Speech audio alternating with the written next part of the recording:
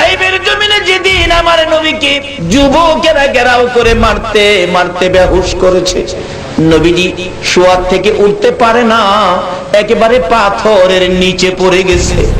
যুবকের আবার নবীজিকে টাইনা টাইনা উঠাইয়া দাঁড় করাইছে। যায়েদ ইবনে হারেসা সঙ্গী ছিলেন। যায়েদ কারো হাতে ধরে রে, কারো পায়ে পড়ে যায়। রে যুবকেরা, তোর হাতে দড়ি, আমার নবীরে আর মারিস না। কারো পায়ের উপর পড়ে যায়, তোর পায়ে দড়ি, আমার নবীরে আর মারিস না। তোরা কি জানোস না রে, আমার নবীর মা নাই, বাবা। যুবকেরা যায়েদের কথা মানতে না জি না, নবীজিকে দাঁড় করাইলেন হাঁটার জন্য। নবীজি হাঁটতে পারে না, পিছন দিয়ে ধাক্কা দেয়। ধাক্কায় একটা দুইটা কদম সামনে যখন আমার নবী মারে গো, আবার চারদিক থেকে পাথর মারতে থাকে। এইভাবে একবার নয়, দুইবার নয়, মারতে মারতে নবী পাককে তিনবার করে বেহুশ করে তাইবের জমিনে ফেলে দিলেন। তারপরে তিনবারের মাথায় আমার নবীর জ্ঞান ফিরে না, নবী আর চক্ষু খুলে না, কথা বলে না। যায়েদ ইবনে হারেসা পাশে বসে বসে কাঁদে, মাউত, আমি যায়েদের জীবন দিয়ে দিব গো, তোমার বন্ধুর জীবন ফিরাইয়া দাও। আমার নবী জ্ঞান ফিরতেছে না, জ্ঞান হারায় অবস্থায় যায়েদ ইবনে হারেসা কাঁধে লইয়া দৌড়ে যাইয়া নবীকে নিয়ে একটা নিরিবিলি জায়গায় পাথরের মধ্যে বসাইতে চাইলে আমার নবী ক্ষতবিক্ষত, শারীরিক অবস্থা দুর্বল, কষ্ট ব্যথা পাবে বলে আমার নবীকে ওই পাথরের মধ্যে বসাবেন। যায়েদ ইবনে হারেসা বলেন, আমি বসাইবার আগে আগে দেখি যে এই পাথরের মধ্যে রাসূলকে বসাইতে চাইলাম, ওই পাথর তুলার চাইতে আরো নরম হইয়া যায়। ইসলাম যাই নিয়ে আসলেন, ইসলাম থেকে মনোনয়ন যা পেয়েছেন তার প্রতি পাথর পর্যন্ত ভালোবাসা দেয়। আজকে ইসলাম ওলাদেরকে দেখলে কুল মাখলুকাত দীক্ষার দেয়, ঘৃণ্য বসে। বলতেছিলাম আমার নবীর আদর্শে ফিরে আসুন। আমার নবী পাথরের উপর বসাইলেন, জ্ঞান ফিরতেছে না, ঘাড় রাখতে পারতেছে না।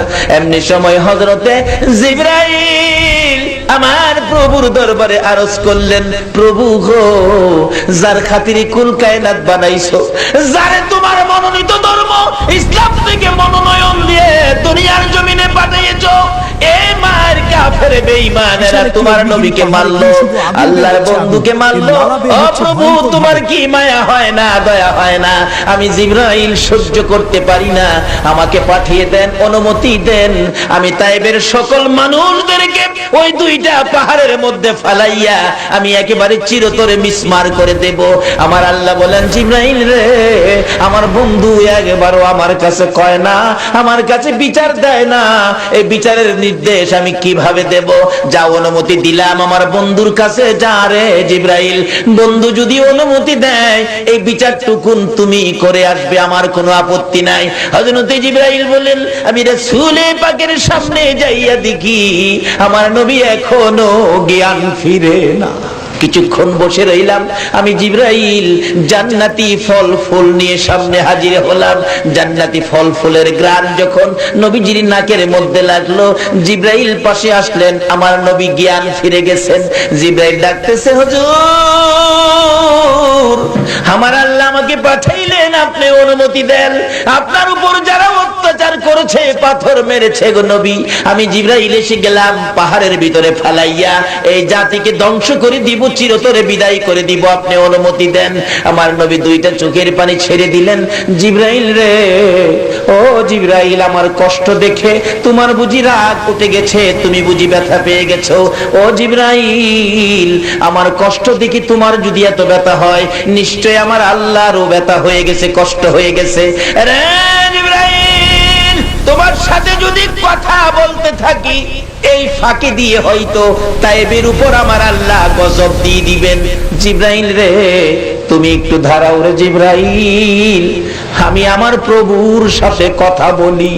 জিবরাইল বলেন, পাশে বসে আছি, আমি দেখি নবীজি রক্ত জরা শরীর মুবারক, একেবারে দুর্বল, দুইটা হাত কাত হয়ে শুয়ে আকাশের দিকে বাড়াইতে চাইতেছেন, কিন্তু বাড়াইতে কষ্ট হয়। নবীজির হাত উপরে উঠে কষ্ট হয়, থরথর করে দুইটা হাত কাঁপতেছে। দুইটা হাত উপরের দিকে বাড়াইয়া ডাকে, মাবুদ আমারে মারছে, তারা তো আমারে চিনে না, আমারে জানে না, আমারে বুঝে না। যদি তারা আমারে চিনতো, জানতো, এইভাবে মারতো না গো প্রভু। আমার মায়ের দেখি তুমি বুঝি রাগ হয়ে গেছো, জিবরাইল এসে গেছে। আমার মায়ের জন্য রাগ হইয়া এই টাইমের জমিনে গজব দিও না। আমি রাসূল দরখাস্ত করলাম, গজব দিয়ে যদি এই টাইমের মানুষগুলো শেষ করে দাও, আমি তোমার মনোনীত ধর্মের ইসলামের দাওয়াত আমি রাসূল আমি কার কাছে পৌঁছাইবো? তারা তো চিনে না, চিনলে আমারে মারতো না। এত মার খাইলো, তারপরে নবী প্রতিশোধ নিল না। আর আমরা একটা কথা কইলে রাস্তায় বৈশা তাহিয়ার প্রতিশোধ নিবার লাগে। তাইলে বুঝা গেল ইসলাম চিনলাম না। আল্লাহ বলছে তোমরা পুরাপুরি ভাবে ইসলামে ঢুকো। মা হালিমাতুস সাদিয়া বলেন, শুধু এটাই নয়, আমি যখন তাইবে পৌঁছলাম, রান্না করা খাবারগুলো ওই পাতিলগুলো খালি ছিল। আমি রাহমাতাল লিল আলামিন নবীকে কুলে লইয়া ঘরের ভিতরে ঢুইকা দেখি ওই রান্নার খাবারের পাতিলগুলো খালি ছিল। প্রত্যেকটা পাতিলে রহমত বরকতের খাবারে ভরপুর হয়ে গেছে। এমনকি বাড়িতে যাইয়া দেখি যেই বকরিগুলো দুধ দিতেন না, ওই সকল বকরিগুলো দুধ দিতে শুরু করেছে। আল্লাহু আকবার। ইসলাম শান্তি, যাকে মনোনয়ন দিলেন ইনি হলেন রহমত। আজকে আমাদের অধপতন কেন? তার কারণটা কি? রূপটা কোথায়? আসুন খুঁজে বের করি। আমি আবারও আপনাদের কাছে জিজ্ঞেস করতে চাই, ইসলাম শান্তি না অশান্তি? আল্লাহ বলছে পুরাপুরি ভাবে ইসলামের মধ্যে ঢুকতেন। যদি ইসলামের মধ্যে পুরাপুরি ঢুকতে পারেন, তাহলে আপনার দাম বাড়বে না কমবে? আল্লাহ পাক কোরআন শরীফে ঈমানদারদেরকে ডেকে বলেন, ও বিশ্বাসীরা, ঈমানদাররা, তোমরা পুরাপুরি ভাবে ইসলামের মধ্যে দাখিল হও। বলুন এই ঘোষণাটা কে দিলেন? ইসলামটা কার? আল্লাহ বলেছেন ইন্নাদ দীনা ইনদাল্লাহিল ইসলাম। ইসলাম আমি আল্লাহর মনোনীত ধর্ম। আল্লাহর মনোনীত ধর্ম একটা নয়, আল্লাহর পক্ষ থেকে আল্লাহ প্রদত্ত ধর্ম হলো মোট তিনটা। বলুন কয়টা? কোরআন শরীফে তিনটা ধর্মের কথাই পাওয়া যায়। একটা হলো ইহুদি, আরেকটা হলো নাসারা, যেটা খ্রিস্টান। আমরা হলাম মুসলমান। মোট তিনটা ধর্মের কথা কোরআন শরীফে পাওয়া যায়। কিন্তু এর মধ্যে সর্বশ্রেষ্ঠ আল্লাহর মনোনীত ধর্ম হলো ইসলাম। নিজে বলেছেন কোরআন শরীফে ইন্নাদ দীনা ইনদাল্লাহিল ইসলাম। বলুন ইসলামটা কার মনোনীত ধর্ম? সবাই বলুন কার? এটা দুনিয়ার কারণ না তো, কোন দেশের মনোনীত না তো। ইসলামটা কার মনোনীত? তাই কোরআন শরীফে বলেছেন, ও ঈমানদাররা, তোমরা পুরাপুরি ভাবে ইসলামের মধ্যে ঢুকো। ঢুকলে কি হবে আমি আপনাদের কাছে জানতে চাই। ইসলাম শব্দের অর্থ কি? আচ্ছা, আজকে কি আমরা, বর্তমানে কি আমরা ইসলামের মধ্যে শান্তিতে আছি না অশান্তিতে আছি? তার কারণ কি? রূপটা কোথায়? ইসলাম কত শান্তি। আজকে যে ভাইয়ের ছেলেকে সুন্নাতে খাতনা করা হলো, বলুন সুন্নাতে খাতনাটা এটা কোন ধর্মের বিধান? সবাই বলুন। আজকে পত্রিকায় পাওয়া যায় আমেরিকাতে পর্যন্ত, ইহুদি খ্রিস্টানরা পর্যন্ত সন্তান হইলে সুন্নাতে খাতনা করায়। কেন? খতনা করাইলে এইডস রোগের সম্ভাবনা থাকে কম। পত্রিকায় লিখলো বিধর্মীরা পর্যন্ত মুসলমান ধর্মের, ইসলাম ধর্মের কাজ সুন্নাতে খতনা শুরু করে দিয়েছে। কেন? তারা পরীক্ষা নিরীক্ষা করে দেখছে সুন্নাতে খাতনার মধ্যে এত বরকত, শতকরা 60% এইডস রোগের সম্ভাবনা কমে যায় যদি সুন্নাতে খাতনা হয়। বলুন খাতনাটা কোন ধর্মের বিধান? ইসলাম ধর্মের। ইসলাম ধর্মের বিধান। ইসলাম শব্দের অর্থ কি? শান্তি। বিজাতিরা পর্যন্ত বুঝে ফেলেছে ইসলামের মধ্যে শান্তি। কিন্তু আজকে আমরা, যারা আল্লাহকে ভালোবাসেন তারা অবশ্যই চ্যানেলটি সাবস্ক্রাইব করুন। ইসলাম প্রচারে সহযোগিতা করুন, চ্যানেলটি সাবস্ক্রাইব করুন। ইসলাম নিয়ে মুসলমান হইয়া তার মধ্যে তো শান্তি নিতে পারলাম না। ইসলাম আল্লাহর মনোনীত ধর্ম। বলুন, ইসলাম কার মনোনীত? এখানে কোনো মানুষের মন, মানুষের মত, মানুষের ইচ্ছা, মানুষের পথ, মানুষের গায়ের জোর, মানুষের ব্রেনের জোর এর মধ্যে খাটানো যাবে না। এটা কার মনোনীত ধর্ম? আচ্ছা, দুনিয়ায় রাজনীতি করলে ধর্ম, দুনিয়ায় রাজনীতি করলে রাজনীতি বিধান প্রচারের জন্য থানায় থানায় এমপি নির্বাচন হয়, আওয়ামী লীগের মনোনীত প্রার্থী, বিএনপির মনোনীত প্রার্থী, জাতীয় পার্টির মনোনীত প্রার্থী। তা আল্লাহর মনোনীত ধর্ম ইসলাম। আল্লাহ বলেন এই ইসলামকে বুঝানোর জন্য, মানুষের ঘরে ঘরে শান্তি ধর্ম ইসলাম পৌঁছে দেওয়ার জন্য আমিও মনোনয়ন দিয়েছি নবী মুহাম্মদুর রাসূলুল্লাহকে। আমার ইসলামের মধ্যে যেমন অশান্তি নাই, যাকে মনোনয়ন দিয়েছি তার মধ্যেও কোনো অশান্তি নাই। এই নবীর নাম কি? রাহমাতাল লিল আলামিন, সকলের জন্য যিনি হলেন রহমত। আল্লাহু আকবার বলুন। আজকে সেই ইসলাম যে শান্তি যদি বুঝতাম, ইসলামের পক্ষ থেকে যিনি ইসলাম প্রচারের জন্য মনোনীত হয়েছেন ইনি যে রহমত, এটা যদি বুঝতাম তাহলে আমাদের মধ্যে কোনো ভেজাল, অশান্তি, মারামারি, কাটাকাটি, দলাদলি কোনো দিন আসতে পারে না। এক নম্বরে আসুন, নবীজি মনোনয়ন পেয়ে সুন্নতে খতনা, সুন্নতে খতনা এর মধ্যে বিশ্বের সকল বিজাতিরা মেনে নিলেন, এর মধ্যে শান্তি। আল্লাহু আকবার বলুন। এর মধ্যে এইডস রোগ হয় না, এরকম একটা নয়, প্রত্যেকটা কাজ। যেমন ইসলামের মধ্যে রাসূল বলেছেন তোমরা খানা শেষে আঙ্গুল চাইতে খাও, বাসন প্লেট চাইতে খাও। দেখা গেল প্লেট চাইতে আঙ্গুল চাইতে খাইলে এর মধ্যে বরকত কি? এই যে আঙ্গুল থেকে এক জাতীয় একটা লালা বাহির হয়, যখন আঙ্গুল চাইতে খাবেন লালা বাহির হয়। এই লালাটা হলো পেটের মধ্যে গেলে আপনার খাবারটা সহজে হজম হয়ে যায়। এই জন্য রাসূল বলছে চারটা খাইতেন। এখন ভদ্র সমাজ চারটা খাইতে রাজি না, অথচ ইসলামের মধ্যে কত বরকত। চারটা খাইলে হজম, তার বাস্তব দেখবেন অনেক সময় মা তরকারি রান্না করে রাখছে, সন্তান তরকারি থেকে আলু হাতে উঠায়া আলু নিয়ে খাইতে চায়, কিন্তু মা কি বলে, না না না, হাতে খাইও না, হাতে খাইলে তরকারি নষ্ট হয়ে যাবে, সামিজ দাও উঠাও। কিন্তু হাত লাগাইলে এই হাতের থেকে যে হজম করার মতো একটা মেডিসিন আল্লাহ রাব্বুল আলামিন আঙ্গুলের মধ্যে দিয়ে রাখছেন, এই আঙ্গুলটা তরকারিতে লাগলে এই তরকারি নষ্ট হয়ে যায়। অর্থাৎ হজম করার মেডিসিন এর মধ্যে গেলে এটা আর নিজের ক্ষমতা থাকে না, এটা হজম হইতে শুরু করে, নষ্ট হইতে শুরু করে। জোরে জোরে বলুন সুবহানাল্লাহ। ইসলাম শান্তি কোন দিকে যাবেন?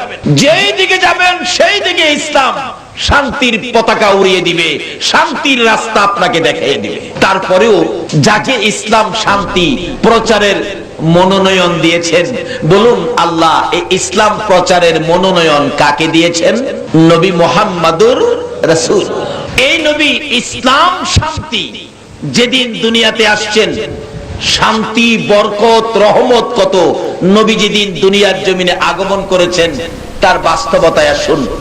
যেদিন নবী দুনিয়ায় আগমন করেছেন রাহমাতাল লিল আলামিন নবী, মা আমেনা বলেন আমার শিশু সন্তানকে আমি যখন কোলে নিলাম, আমি দেখি সমস্ত পৃথিবীর শান্তি, রহমত, বরকত যেন আমি আমেনার কোলে এসে গেছে। আল্লাহ রাব্বুল আলামিন বলেন আমি যাকে ইসলামের পক্ষ থেকে শান্তির মনোনয়ন দিয়ে দুনিয়ায় দিয়েছি ওই নবীর নাম রেখেছি রাহমাতাল লিল আলামিন।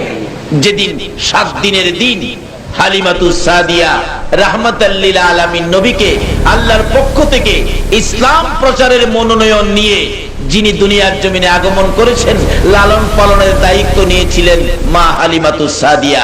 উনি বলেন আমি যখন রাহমাতাল লিল আলামিন নবীকে কোলে নিলাম, ইসলামের প্রচারের মনোনয়ন প্রাপ্ত নবীকে কোলে নিলাম, আমি দেখি কোলে নেওয়ার সাথে সাথে আমার স্তনগুলি শুকিয়ে ছিল, দুধ ছিল না, কিন্তু এই নবীকে কোলে নেওয়ার সাথে সাথে আমার শুকনা স্তনে দুধের জোয়ার এসে গেছে। এমনকি আমি যে সুয়ারির উপর চোয়ার হয়ে আসছিলাম এটা একেবারে জীর্ণ শীর্ণ দুর্বল, এই নবীকে কোলে নিয়ে ওই সুয়ারির উপর যখন উঠলাম দুর্বল সুয়ারি মোটা তাজা হয়ে গেছে। তাহলে যাকে ইসলামের মনোনয়ন দিলেন বলুন তার মধ্যে শান্তি পাওয়া গেল কিনা, বলুন রহমত বরকত পাওয়া গেল কিনা? কিন্তু হালিমাতুস সাদিয়া বলেন আমি বিকাল বেলা এই নবীকে নিয়ে রওনা হলাম, শিশু নবীকে যাইতে যাইতে দেখি সকালবেলা আয়েশা যারা এই মক্কা থেকে তাইফের দিকে রওনা হয়েছিল, সকালে আয়েশা যতটুকুন তারা গিয়েছে আমি বিকালে রওনা হয়ে তাদের সকলের আগে আমি চলে গেলাম। হযরত ওমর ফারুক রাদিয়াল্লাহু তাআলা আনহুর জীবনী খুলুন। ওমর যখন মদিনার শাসক ছিলেন ইসলামের বাইরে কোনো কাজ ওমর করে নাই, ইসলামের বাইরে কোনো কাজ ওমর করে নাই। যখন মিশর রাজ্য মুসলমানদের আয়ত্তে এসে গেল ওই মিশরের গভর্নর বানিয়ে দিলেন হযরত উবাইদা ইবনে জাররাহ রাদিয়াল্লাহু তাআলা আনহুকে। কিন্তু ওই এলাকার প্রচলন ছিল মিশরের নীল নদের পানি আনতে গেলে এক মায়ের একটা সুন্দরী মেয়ে ভালো করে সাজায়া গুছায়া নীল নদের মধ্যে নিক্ষেপ করতে হয়, না হয়তো জোয়ারের পানি আসে না। কিন্তু জোয়ারের পানির জন্য এক মায়ের একটা মেয়েকে নীল নদে নিক্ষেপ করতে হয়। একটা মেয়ে সাজায়া নিতেছেন ঢোল ডাঙ্কর বাজায়া, কেউ হাসে কেউ কান্দে। উবাইদা ইবনে জাররাহ বলেন তোমরা এইভাবে কেউ হাসো কেউ কান্দো ঢোল ডাঙ্কর বাজায়া, ব্যাপারটা কি, কারণ কি? বলতেছেন এই কুমারী মেয়েটাকে নীল নদে নিক্ষেপ করলে আমরা জোয়ারের পানি পাবো, তাই আমরা খুশি ফসলাদি করব। উনি বলেন না, ইসলাম তো সেটা স্বীকৃতি দেয় না। একটা মানুষের জীবন দিয়ে পানি আনবেন, ইসলাম তো সেই স্বীকৃতি দেয় না। বলুন ইসলাম কি এরকম কাজ করে? ক্ষতি হবে কারো, কেন ক্ষতি হবে এই কাজ ইসলাম করে না। কারণ ইসলাম শব্দের অর্থই হলো শান্তি। বলুন কি আজকে কি আমাদের মধ্যে শান্তি আছে? শান্তি না থাকার কারণ হলো যাকে মনোনয়ন দিয়েছিলেন ইসলামের প্রচারের জন্য উনি যেই বিধিবিধান যেই নীতি আমাদের সামনে দিয়ে গেলেন, যে আদর্শ আমাদেরকে দিয়ে গেলেন, এই আদর্শের মধ্যে আমরা কেউ চলতে পারি না, চলতে রাজি না। বিধায় ইসলামের শান্তি আমরা ঘরে ঘরে নিতে পারতেছি। কিন্তু ইসলামে ঢুকে গেলেন ওমর, হযরত ওমর ফারুক রাদিয়াল্লাহু তাআলা ডাকতেছেন ইসলামের মধ্যে ঢুকে কি করতেছে, তার দাম কত, ইজ্জত কত, সম্মান কত ইসলামে ঢোকার কারণে। এবার নীলনদ থেকে পানি আনবে, কুমারী দিয়ে পানি আনার জন্য রওনা হলেন। বাধা দিলেন গভর্নর, না এটা ইসলাম স্বীকৃতি দেয় না, এটা রাসূলের আদর্শের মধ্যে নাই। একজন মহিলাকে নীল নদে নিক্ষেপ করে পানি আনবেন, এটা হয় না, আমি বাধা দিলাম। এই সেনাবাহিনী বাধা দাও, যেতে দেওয়া হবে না। এখন সব যারা মেয়েটাকে দিয়ে পানি আনতেন তারা দুঃখ করতেছেন, কি গভর্নর আসলেন, আমাদের বাপদাদার আমল থেকে যা করতাম এটা বাধা দিল। বলুন ইসলাম কি বাপদাদার কথাই চলে নাকি আল্লাহ আল্লাহ রাসূলের কথাই চলে? বাপদাদার কথা ইসলাম চলে না, আল্লাহ আল্লাহ রাসূলের বিধান মতো চলে। ডাকতেছে কি গভর্নর আসলো রে, আমরা তো পানি পাবো না। তাদেরকে বন্ধ করে দিলেন, সাথে সাথে চিঠি লিখলেন মদিনায়। ওমর তখন মদিনার শাসক, যিনি ইসলামে পুরাপুরি ভাবে দাখিল হয়েছেন, সেই ওমরের কাছে চিঠি লিখলেন গভর্নর, ওমর এখানে কুমারী দিয়ে নীল নদের পানি আনা হতো, একটা মহিলাকে নীল নদে নিক্ষেপ করে পানি আনতো, আমি তো সেটা বাধা দিলাম, কাজটা কি আমি খারাপ করলাম না ভালো করলাম? ওমর বলেন যা করেছো ভালো করেছো। নীল নদের কত ক্ষমতা আছে, কুমারী নিয়ে পানি দিবে, দেখি পানি কুমারী ছাড়া কিভাবে আনা যায়। ওমর রাদিয়াল্লাহু তাআলা অবশেষে নীল নদের কাছে চিঠি লিখছে, ইসলামে পুরাপুরি দাখিল হলে আপনার ক্ষমতা কত হবে। নীল নদের কাছে চিঠি লিখছে ওমর, চিঠি লিখছে। চিঠির প্রথমে কি লিখলো? বিসমিল্লাহির রহমানির রহিম। চিঠির প্রথমে কি লিখলো? বিসমিল্লাহির রহমানির রহিম। এ দরিয়ায় নীল, আর আমরাও তো চিঠি লিখি, চিঠির উপরে দেয়া বর্তমান যুগের যুবকেরা চিঠি লেখে, রাউন্ড করে লেখে, তোমাকে ভুলি নাই। এই বলে ভুলে নাই, ভুলাইবো বাবারা, যাও। ওমর চিঠি লিখছে, কি চিঠি? বিসমিল্লাহির রহমানির রহিম। আরে এক বিসমিল্লাহটা সামনে দিলে এই লোকের ক্ষমতা কত হয়। বিশাল একটি অগ্নিগিরি পাহাড়, এখানে শুধু আগুন বের হচ্ছে। এখন তো আমরা এই লাভা এই বের হচ্ছে বিসমিল্লাহর ভয়ঙ্করভাবে। বিসমিল্লাহর জায়গায় রাখতে রাজি না, বেজাল জায়গায় বিসমিল্লাহ নিয়ে গেছি। মাঝে মাঝে পত্রিকার মধ্যে পাওয়া যায় বিসমিল্লাহ ইনশাআল্লাহ মুক্তি পাবে মনা ভাগলা, সিনেমার মধ্যে নিয়ে বিসমিল্লাহ আর ইনশাআল্লাহ লাগায়া দিছি। ইসলামকে কই নিয়ে গেলাম? ইসলাম কত পাওয়ারফুল ধর্ম ছিল, কত শান্তির ধর্ম ছিল। আজকে সেদিকে আমরা বুঝতে রাজি না, যাইতে রাজি না। ওমর ফারুক রাদিয়াল্লাহু তাআলা চিঠি লিখলেন, হে দরিয়ায় নীল। আগে কি লিখলেন বলুন? আগে কি লিখলেন? বিসমিল্লাহির রহমানির রহিম। বিসমিল্লাহির রহমানির রহিম লেখা নিচেতে লেখছে, হে দরিয়ায় নীল, আমি উমর চিঠি পাঠাইলাম। তুমি যদি আমার আল্লাহর ইচ্ছায় প্রবাহিত হতে চাও, চিঠি পাওয়া মাত্র জোয়ারের পানি আসতে হবে, কুমারী তোমাকে দেওয়া হবে না, কুমারী দেওয়া হবে না। চিঠি দিলাম। আর যদি তোমার ইচ্ছায় তুমি প্রবাহিত হও, ক্ষমতা থাকলে তুমি বসে থাইকো, আর আমার আল্লাহর ইচ্ছায় যদি হও, চিঠি পাওয়া মাত্র তোমার জোয়ার আসতে হবে। চিঠি পৌঁছলেন গভর্নরের কাছে। গভর্নর ঘোষণা করে দিলেন, ও মিশরের লোকেরা, নীল নদের পানি আসবে, আসেন, আপনাদের কার কার পানি দরকার? পানির জন্য সবাই দৌড়ে গেলেন। বলে কি পানি আসবে? দেখি তো কি দিয়া পানি আনে। ও গভর্নর সাহেব, পানি কি দিয়ে আনবেন? কাগজটা তুলে ধরলেন, এই যে দেখো কাগজ, এই চিঠি নীল নদকে দিলে পানি আসবে। মানুষ আশ্চর্য, চিঠি দিলে পানি আসবে? নীল নদ মহিলা দিলে পানি আসে, আর আজকে চিঠি দিলে পানি আসবে? আশ্চর্য। সবাই গেলেন, গ্রামের লোকজন, মেয়ে পুরুষ সবাই গেলেন নীল নদের পানি। দেখি তো নীল নদের কাছে ওমরের হাতে লেখা চিঠি দেওয়া মাত্র নীল নদের পানি থেকে টকবক করতে করতে জোয়ারের পানি আসতে শুরু করলো। জোরে বলুন সুবহানাল্লাহ। আজকে সেই ইসলামের ক্ষমতায় এত খর্ব হলো কেন? আমরা ইসলাম যে শান্তি সেটা বুঝতে পারলাম না। আসল বলতেছিলাম, ইসলামের সকল বিধিবিধানগুলো শান্তি। যাকে ইসলামের শান্তি প্রচারের জন্য মনোনয়ন দিয়েছে, এই নবী হলেন রাহমাতাল লিল আলামিন। এই নবী কত শান্তি, কত রহমত, কত বরকত, ইসলামের শান্তির আদর্শ কিভাবে দিয়ে গেলেন, যে আদর্শ দেখে মানুষ দলে ধলে কালিমা পড়ে নবীজির হাত ধরে মুসলমান হয়ে যেতেন। কারণ ইসলাম হলো আমার মনোনীত ধর্ম। ইসলামে ঢুকতে গেলে, ইসলাম বুঝতে গেলে, আল্লাহ কোরআনে বলেছেন, লাকাদ কানা লাকুম ফি রাসূলিল্লাহি উসওয়াতুন হাসানাহ। ইসলাম ঢুকা, ইসলাম বুঝা, ইসলাম দিয়ে আল্লাহকে খুশি করার নমুনা হলো, আদর্শ হলো, আখলাক হলো, চরিত্র হলো নবী মুহাম্মদুর রাসূল। এর চেয়ে শান্তির আর কোন ধর্ম পৃথিবীতে নাই। সকল ধর্মের মধ্যে শান্তির ধর্মের নামটা কি? ইসলাম। যে ইসলামে কি শান্তি শুধু পুরুষেরই না মহিলাদেরও আছে? রাসূল বলছেন, হালাল স্ত্রী, আল্লাহ রাসূলের কথা মতো যেই মহিলারা চলছে, আপনাদের আনোয়ারার মতো, বাঁশখালীর মতো, ওই চট্টগ্রামের মতো যেই মহিলারা আল্লাহ রাসূলের কথা মাইন্না চলছে, ওই রকম এক একজন মহিলাকে হাসরের দিন এক একটা হুরের চাইতে 70 গুণ সৌন্দর্য তাকে বাড়ায়া দেওয়া হবে। এক একটা হুরের চাইতে 70 গুণ সুন্দর যদি আপনার আমার ওই আকেল আলীর মারে বাড়ায়া দেয়, বলুন হুরের দাম বেশি হবে না আকেল আলীর মার দাম বেশি হবে? কখন হবে? ইসলামের মধ্যে যখন ঢুকে যাবে, নবীর কথা মতো যখন জিন্দিগি করবে। হাসরের দিন ওই রমজান মাসে রোজা রাখতেন, কষ্ট করতেন বেশি মহিলা, রমজান মাসে রোজা রাখতেন, সেহরি পাকাইতেন, ইফতার বানাইতেন মহিলা। এই জন্য হাসরের দিন একজন কালো মহিলা জান্নাতি হবেন, জান্নাতে যাইতে থাকবেন। স্বামীও রোজা রাইখা জান্নাতে যাবে, স্বামী যাবে আগে, পিছে পিছে যাবে স্ত্রী। স্ত্রী ডাকবে পিছন থেকে, স্বামী গো, ও স্বামী, আমি দুনিয়াতে কালো ছিলাম বিদায় তুমি আমাকে ভালো পছন্দ করো নাই, আমার সাথে কোথাও তুমি যাও নাই কালো দেখা, আজকেও তুমি আমারে ভালাইয়া জান্নাতে যাইতেছো গা, আমারে নিয়ে যাও না। ওই স্বামী পিছন হাত দিয়া কইব, না তোমার নিতে রাজি না, শুনছি 70টা হুর বলে বেহেশতে পাবো, সুন্দরী হুর, কাজী তোমার নিতে রাজি না।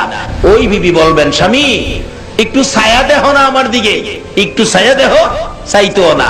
70 বছর তোমার সংসার করলাম, আমার দিকে একটু মায়া নাই, একবার ছায়া দেহ। ওই স্বামী পিছনে চাইবো, যখন 70 বছরের কথা কইব, ছায়া দেখবো একটা উদিত সূর্যের মতো লাল দেখা যায়। বিবি তুমি কি আকেল আলীর মা? আমি ওই তো। তুমি না কালো আছিলা, আজকে কি সুন্দর হয়ে গেছো। স্বামী গো, তুমি কি শুনো নাই আমার রাসূল বলেছে, ইসলাম থেকে আমার আল্লাহ যাকে মনোনয়ন দিয়েছে, ওই নবী বলেছে হাসরের ময়দানে আল্লাহ আল্লাহ রাসূলের বিধান মতো যেই মহিলারা চলছে তাদেরকে এক একটা হুরের চাইতে 70 গুণ সুন্দর বাড়ায়া দেওয়া হবে। আজকে হাসরের ময়দানে এই প্রথম পুরস্কারটা আমি পেয়ে গেছি, জুড়ে বলুন সুবহানাল্লাহ। বলুন, যেই নবী মহিলাদের পক্ষে এই আলোচনা করতে যাচ্ছেন, মহিলারা এই নবীর পক্ষে আসা দরকার আছে কিনা? কেন আসবেন না?